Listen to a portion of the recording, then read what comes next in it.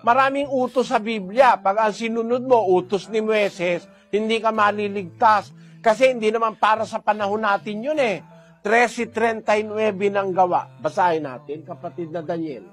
At sa pamamagitan niya, ang bawat nananampalataya ay inaaring ganap sa lahat ng mga bagay, na sa mga ito'y hindi kayo aariing ganap sa pamamagitan ng kautusan ni Moises. Sa panahong Kristiyano, hindi tayo aariing ganap o hindi tayo maliligtas kung ang susundin natin ay ang kautusan ni Moises, gaya ng ginagawa ng mga Sabadista, nagsasaksak kay Moises. Hindi naniniwala sa mga apostol yung mga Sabadista eh. Hindi naman 10 ang utos ngayon. Wala na yon. Hindi na 10 utos. Binago na ni Kristo ang batas. Basa. 7:12 ng Ebreo. Nang palitan ng pagkasaserdote, kinailangang palitan ng kautusan. Nagpalit na mula sa kautusan ni Moises hanggang sa kautusan ni Kristo ngayon.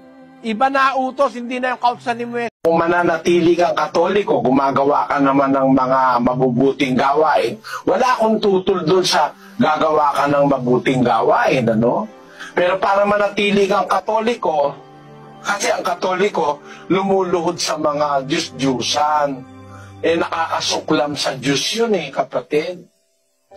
Kasuklam-suklam sa Diyos yun, luluhod ka sa mga ribulto, sa kahoy, sa bato. Basahin natin ang 4:3 ng unang Pedro.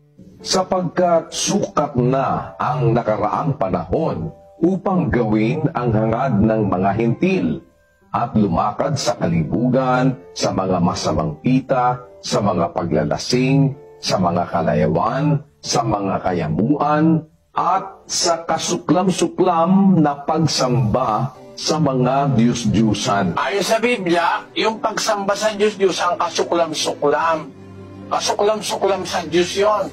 Ano sabi ng Biblia tungkol sa Diyos-Diyusan? 115:4-8 ng awit, pakibasa. Ang kanilang mga Diyos-Diyusan ay pilak at ginto. Alam niyo mga kababayan, ang Biblia hindi basta binabasa.